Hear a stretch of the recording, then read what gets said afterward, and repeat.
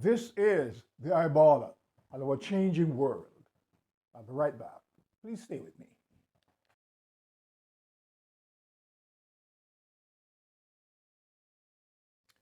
Today I want to talk about Gabon. Gabon is a, a country that is located in Central Africa. It's right by the Atlantic Ocean. And so in 2023, in August 2023, there was a new government. So, but let me just go back a little here. Now, in 1960, Gabon got its independence. It was under colonial rule. The population is just a little under 2.5 million people. So, as I said, in 1960, they got their independence. They try a system of uh, democracy and with a mix of a Republican style. As we know, democracy means equal rights and justice for all. A Republican is each man and woman for themselves. So they were trying all of this to see how it would work out as a new government. Now, in 1967, a guy by the name of Ali Bongo took over, and he ruled Gabon from 1967 until 2009 when his son Ali Bongo took over. Now, I had absolutely no idea that Gabon was under a dictatorship system. I mean, the West is always ready to point out what human rights uh, is and ready to educate the world. And they have been involved, Europeans, in Gabon for decades. Never mentioned that this the government was run by a family with their cronies and family members. That was going on for over 50 years. In 2023, they had an election. There was no international observers. The West always want to have international observers in countries that they think is going, as they would say, socialist or whatever. Now, in this case, for the first time, there was an election. And who you think won? Same family that has been a dictator for over 50 years. Now, the people got really fed up, tired of this, uh, their mistreatment, not benefiting from their resources. And so a young military guy by the name of Bruce Agama took over with the support of its people. And you know what happened?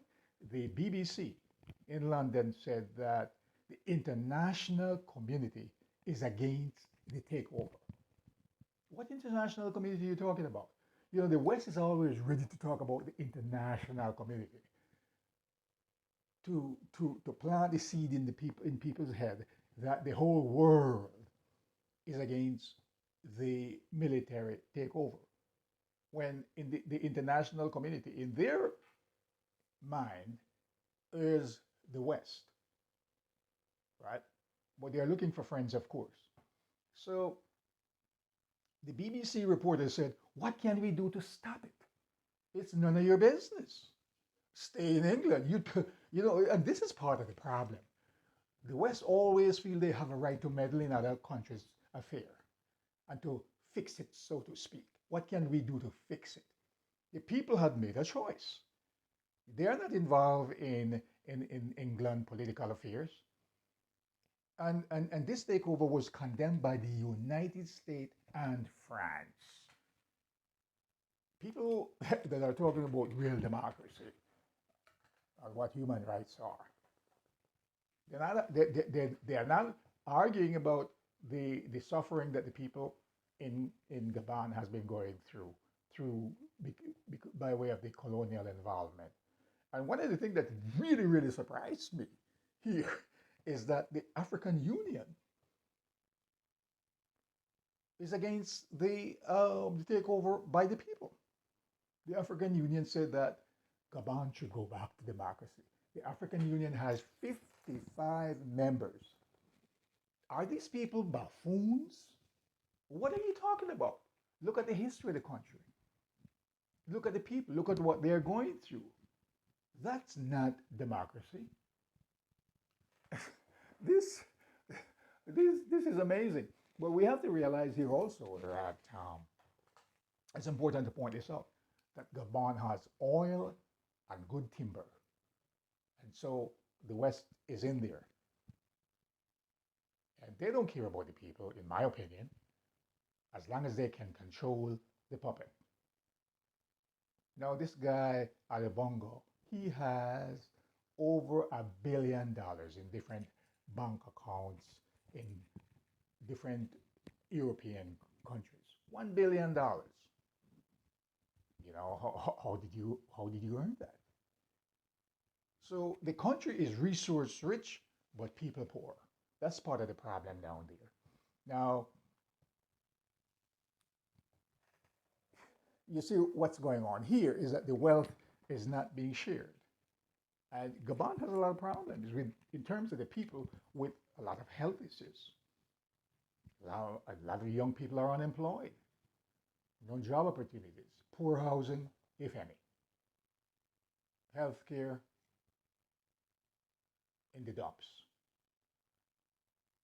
And the Europeans, if they think that the Gabon form of government um, is ideal for a people, why not adopt some of the Bongo's style of government in Europe? No, you would not want to do that, but it really is showing where your heart is and who you care about.